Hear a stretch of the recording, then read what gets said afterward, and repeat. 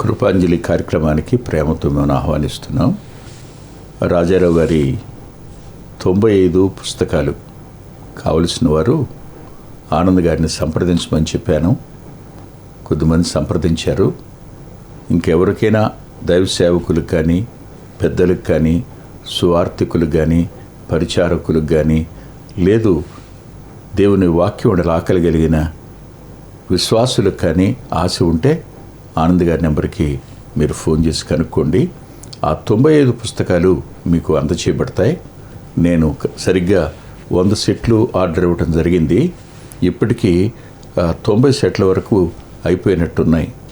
బహుశా ఇక ఒక 10 కంటే తక్కువ ఉండొచ్చు. మీరు దయచేసి సమయం ఉండగానే వాటిని మీరు పొందొచ్చు. మళ్ళీ తిరిగి అన్ని సెట్లు ప్రింట్ చేయాలి అని అంటే కొంచెం కష్టం కావచ్చు. మీరు ఈ సదవకాశాన్ని వినియోగించుకోండి.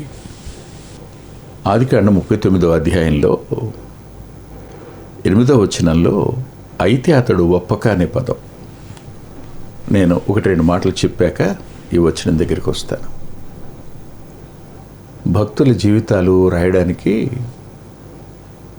ప్రభువు తన అపారమైన కనికరాన్ని నా ఎడల చూపించాడు. జీవితంలో ఒకానొక పరిస్థితి ఎదురైంది. అప్పుడు పుట్టినప్పుడు ఒంటరిగా పుట్టాను. ఒంటరితనం నన్ను వెంటాడింది. సేవలోనికి వచ్చిన తర్వాత ఒకానొక దినాన్న మళ్ళా తిరిగి ఒంటరివాడిని అయ్యాను మానసికంగా. అలాంటి సమయంలో దేవుడు ఈ పని ఎడల నాకు మనసు కలుగు చేశాడు. ఈ పని ఎడల భారం కలుగు చేశాడు. ఈ పనిని నాకు ఆయన నమ్మి అప్పగించాడు. అప్పగించటమే కాదు, సాయం చేస్తూ వచ్చాడు వ్రాయడానికి. ఆ భక్తుల జీవితాల్లో కొన్ని సందర్భాలు నేను రాయలేకపోయినాను. ఎందుకు రాయలేకపోయినాను అనంటే అవి కొద్దిమంది కుటుంబాలకు సంబంధించిన విషయాలు. ఆ భక్తుల జీవితాల్లో శోధించిన వ్యక్తులు ఉన్నారు. ఆ శోధించిన వ్యక్తులకు వారు ఎంత జాగరూకులై జవాబు చెప్పి వెళ్ళిపోయారో, ఎంత జాగ్రత్త కలిగి అక్కడి నుంచి వారు తప్పుకుని వెళ్ళిపోయారో అవి రాస్తే బాగానే ఉండేది, కానీ రాయలేకపోయినాను. జ్ఞాపకం పెట్టుకోండి, ఒకే ఒక వ్యక్తి జీవితంలో మాత్రం రాశాను. అది కూడా విశ్వనాథపల్లి రాఘవయ్య గారి జీవితంలో ఒక సామాన్యుడు అనే ఆ పుస్తకంలో మాత్రం ఒక సంఘటన వ్రాయడానికి నేను సాహసం చేశాను. ఆయన చక్కగా ఉంటాడు, ఒక కన్ను లేకపోయినా మంచిగా ఉంటాడు. తాను ఎండు చేపలు, ఎండు రొయ్యలు అమ్ముతూ గ్రామాల వెంట తిరిగిన జాలి కలిగిన మనస్తత్వం ఉంది. ఎవరికైనా ఇచ్చేటప్పుడు వారి దగ్గర లేకపోతే ఇవ్వను అనే ఆ వ్యక్తిత్వం కాదాయింది, నో చెప్పే వ్యక్తిత్వం కాదాయింది. అలాంటి ఆయన జీవితంలో ఓ సంఘటన దగ్గర ఆ రాత్రి ఆమెతో చెప్పిన మాట, చెల్లెమ్మ, నేను అలాంటి వాడిని కానమ్మా. వాస్తవానికి ఏమైపోయి ఉంటుందో ఆమె తలుపు తీసుకుని అక్కడి నుంచి బయటకు వెళ్ళిపోవడం. ఉన్నారండి, అలాంటి వారు ఉన్నారు, నేటికి ఉన్నారు. మన పిల్లలు అట్టి దేవుని ఎడల, దేవుని ఉనికి ఎడల స్పృహ కలిగిన వారై, దేవుని భయం కలిగిన వారై,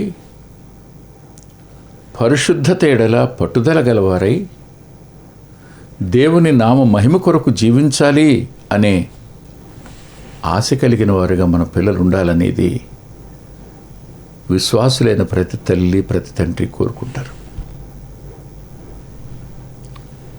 యోసేపు ఆమె ప్రయత్నానికి, ఆమె బలవంతానికి అతడు ఏమాత్రం తల వంచక, అతడు ఒప్పక అనే పదం 39వ అధ్యాయం 8వ వచనంలో అయితే అనే పదం, అయితే ఎంత చేస్తే ఏమిటి మీరే ఆలోచించండి. మీ ముందు సమస్త ఆహార పదార్థాలు పెట్టారు, కానీ మీకు దాని మీద ఆకలే లేదనుకోండి, నోట పెట్టరు కదా. అది ఏదైనా సరే. నీ ముందు ఇంత బంగారం పెట్టారు, కానీ నీకు బంగారం మీద అసలు మనసే లేదు, ఏం చేస్తారు? ఆలోచన చేయండి.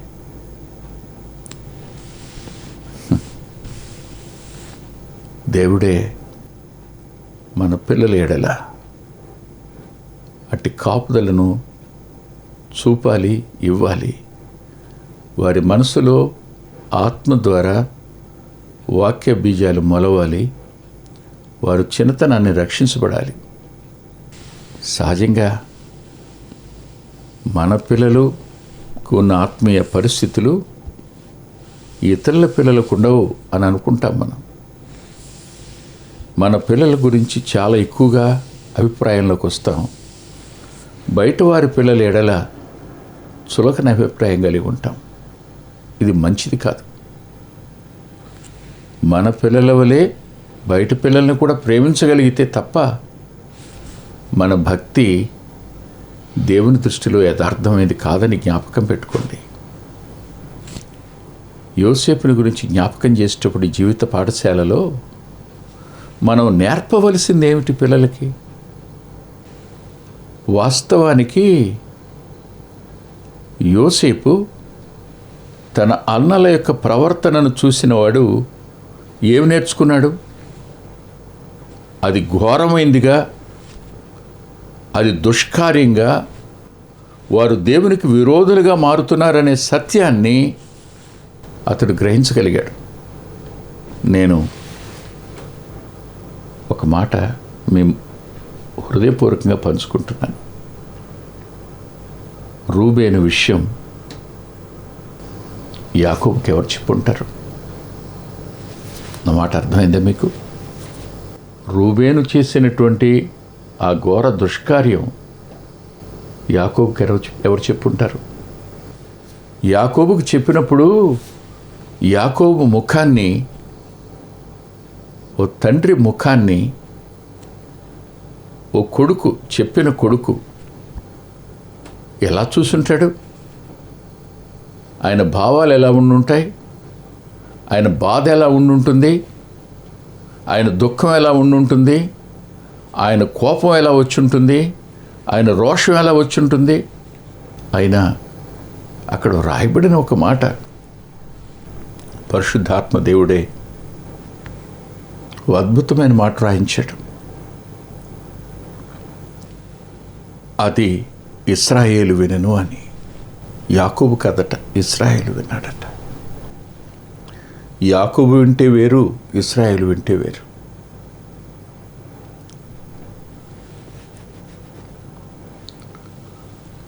ఆ వార్త తన తండ్రికి చేరినప్పుడు తన తండ్రి యొక్క పరిస్థితిని గమనించిన వ్యక్తి పాపం అంటే ఏమిటో, ఆ పాపం వల్ల వచ్చేటువంటి ఆ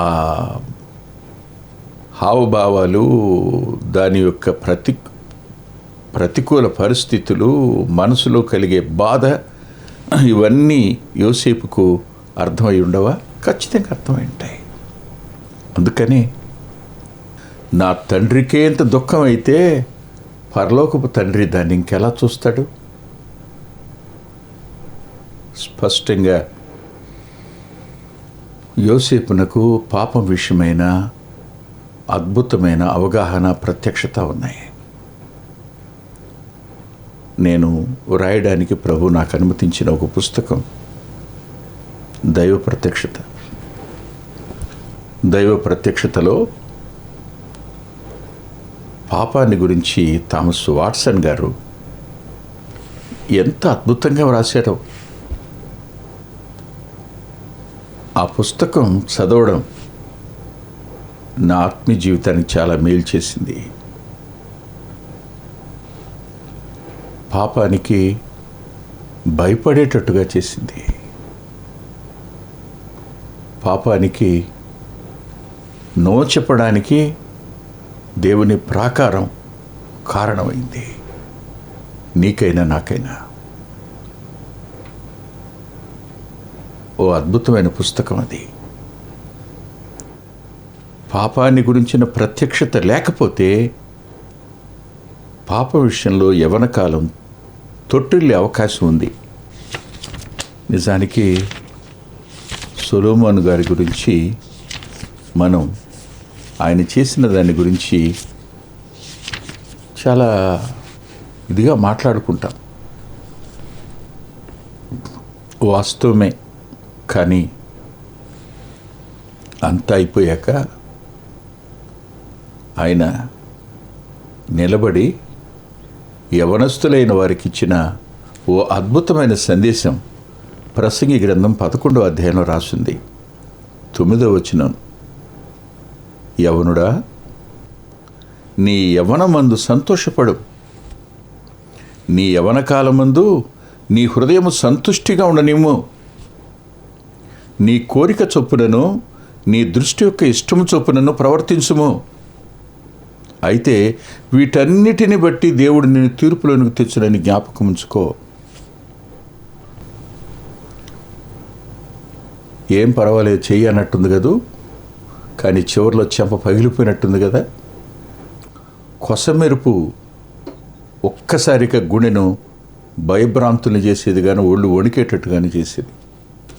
పాపం సంతోషంలాగా కనపడుతుంది.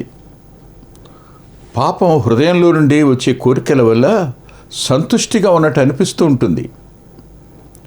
ఆ కోరికలు అతని దృష్టికి చాలా ఇష్టంగా ఉన్నట్టు అనిపిస్తాయి.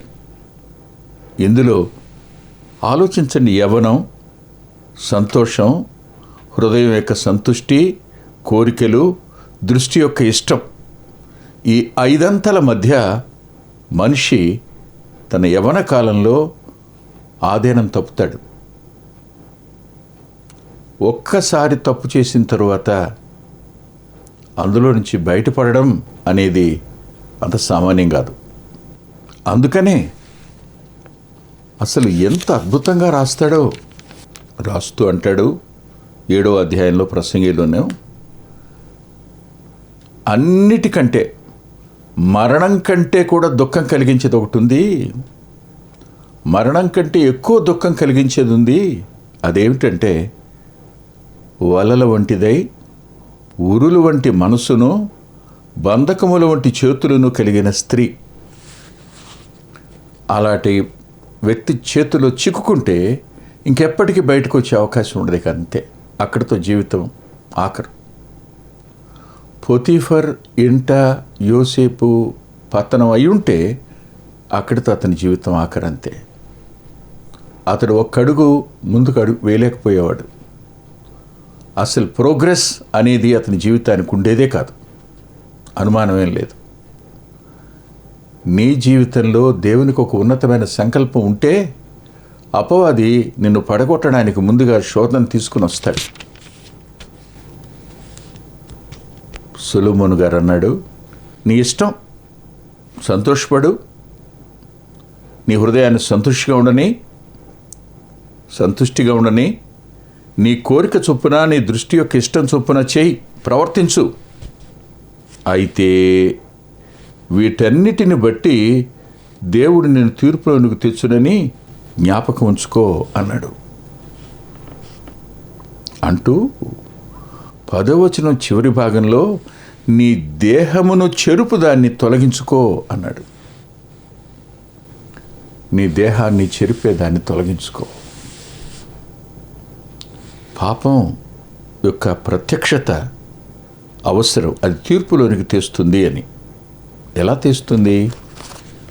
దయచేసి నాతో పాటు మీరు సంఖ్యాకాండం దగ్గరికి రండి.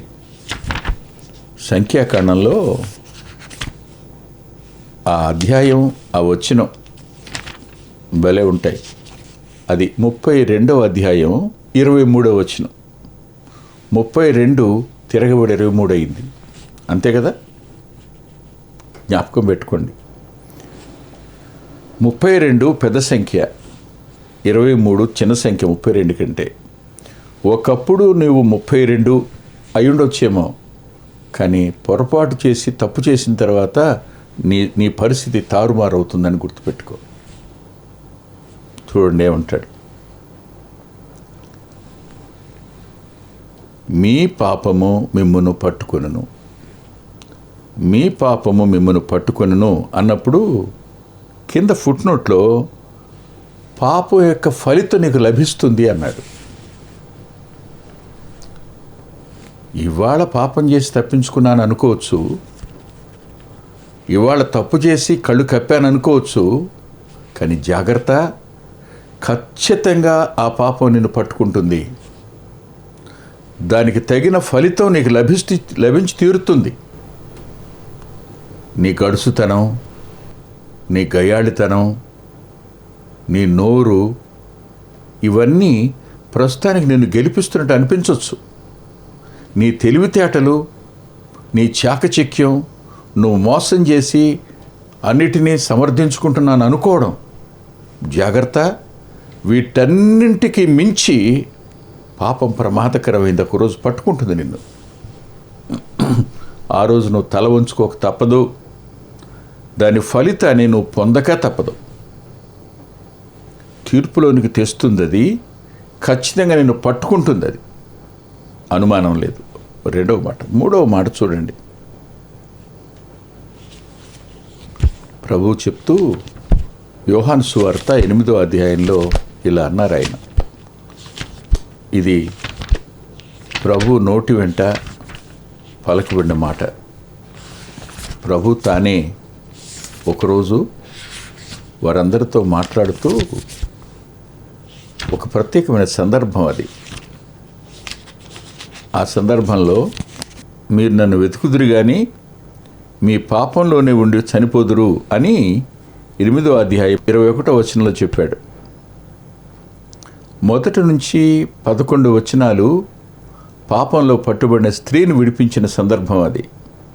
12వ వచనం నుంచి 30వ వచనం వరకు ఆయన వెలుగును గురించి, చీకటిని గురించి మాట్లాడిన సందర్భం అది. 21వ వచనం నుంచి చెప్తూ, నేను వెళ్ళిపోతున్నాను, మీరు నన్ను వెతుకుతారు కానీ మీ పాపంలోనే ఉండి చచ్చిపోతారు అని చెప్పి అన్నాడు. అంగీకరించిన వాళ్ళని గురించి మాట్లాడుతుండగా ఆయన చెప్పిన మాటలు వారికి చాలా కోపాన్ని తెచ్చేసాయి.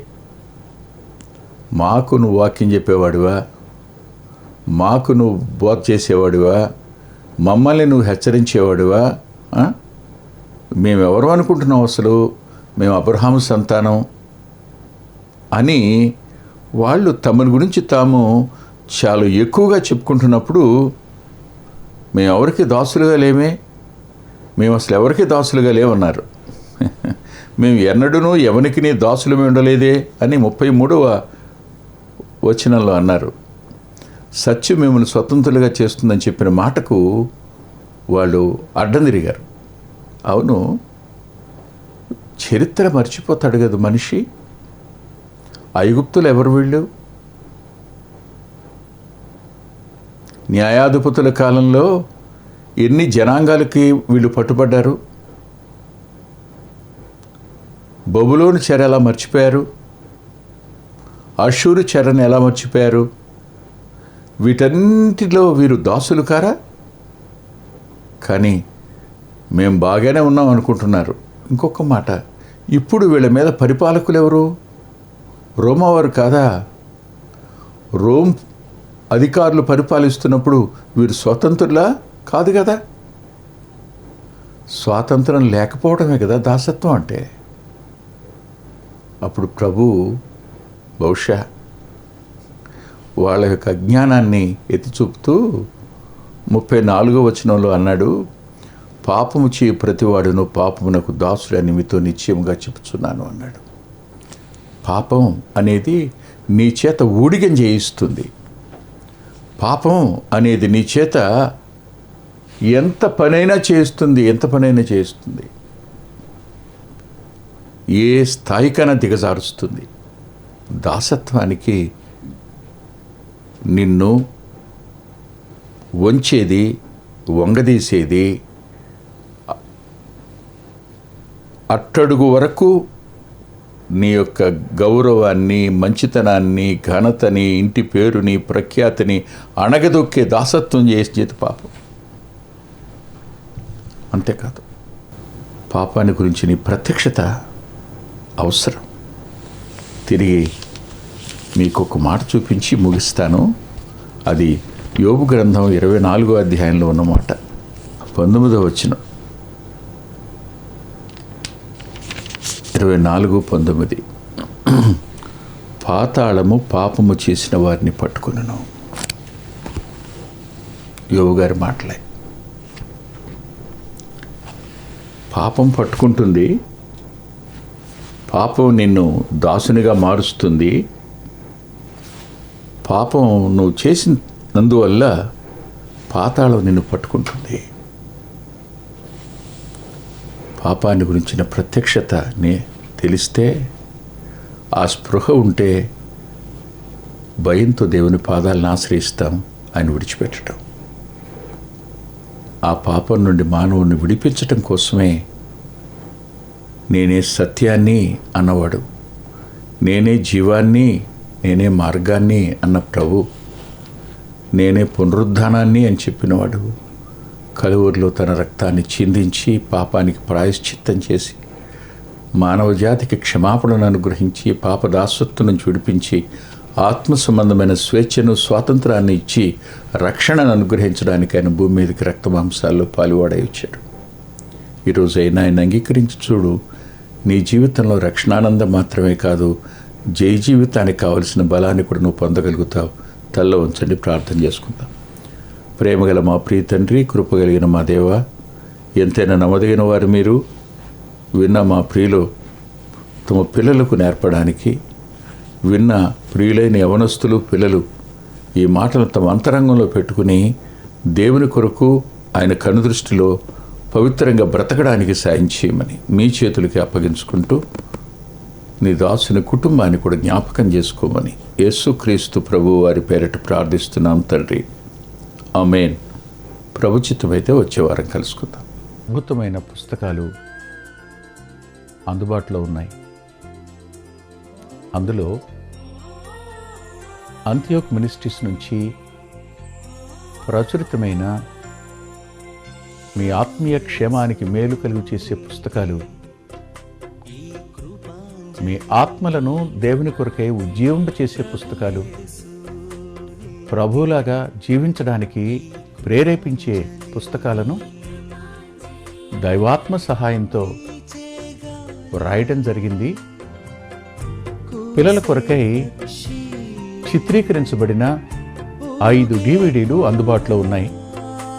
ప్రతి DVD పిల్లలను దేవుని కొరకు ఎంతగానో విశ్వాసాన్ని పెంపొందింపజేసేవిగాను, ఆసక్తిని కలిగించేవిగాను, ఆత్మలో ప్రభువుని హత్తుకునేట్టు చేసేవిగాను ఉన్నాయి.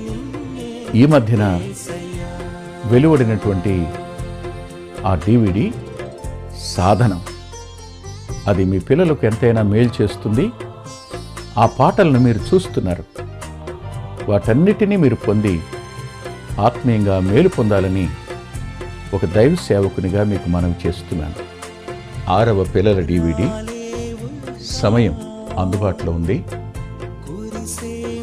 5 చూసిన వారు 6వది కూడా మీ పిల్లలకు చూపించి మీరు చూచి అంతరంగంలో దేవుని స్తుతిస్తారని నమ్ముతున్నాను. తప్పకుండా ఈ DVDలు తీసుకోండి. 2018వ సంవత్సరం తెలుగు VBS DVD దాహం, పిల్లల ఆత్మీయ క్షేమం కోసం 10 పాటలతో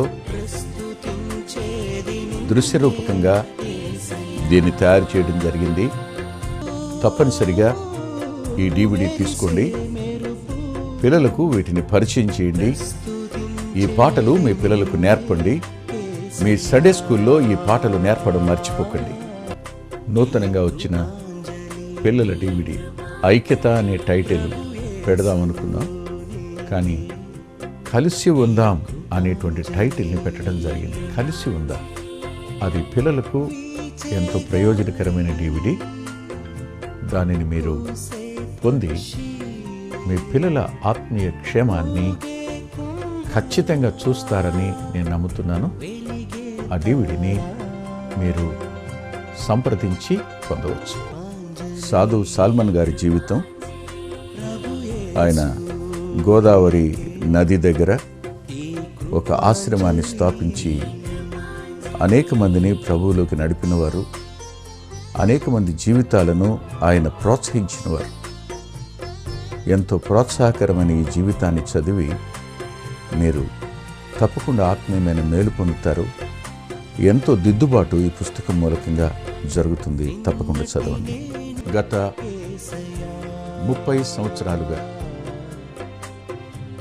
ఇది 31వ సంవత్సరం, క్రీస్తు సువార్త పత్రిక అనేక మంది ఆత్మీయ ఆకలిని తీరుస్తున్నటువంటి మాసపత్రిక.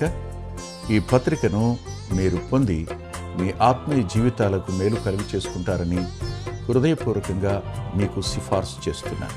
గత 2 సంవత్సరాలుగా పిల్లల ఆత్మీయ క్షేమం కోసం సచిత్ర ద్విమాస పత్రిక నెలవంక వెలువడుతోంది. అనేక మంది పిల్లలు ఆత్మీయంగా మేము మేలు పొందామని వారి ఉత్తరాల ద్వారాను వ్యక్తిగతంగా కలుసుకున్నప్పుడు సాక్ష్యం చెబుతున్నారు. మీరు కూడా మీ పిల్లల కోసం నెలవంక పత్రికను మీరు పొందొచ్చు. అందుకొరకై ఈ క్రింద ఇవ్వబడినటువంటి ఫోన్ నెంబర్ని మీరు సంప్రదించండి. ప్రభు యేసు నీకే ఈ కృపాంజలి, ప్రభు యేసు నీకే ఈ కృపాంజలి. వీచే గాలి, కూసే పక్షి, ఊగే కుంభ,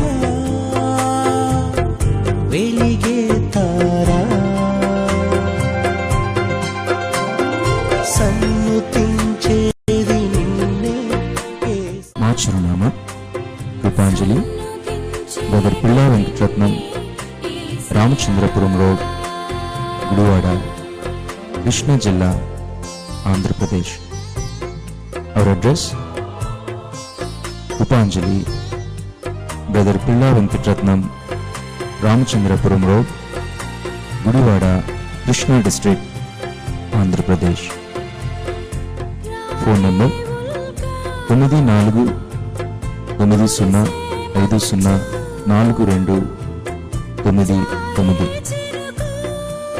9490504299. రాలేవు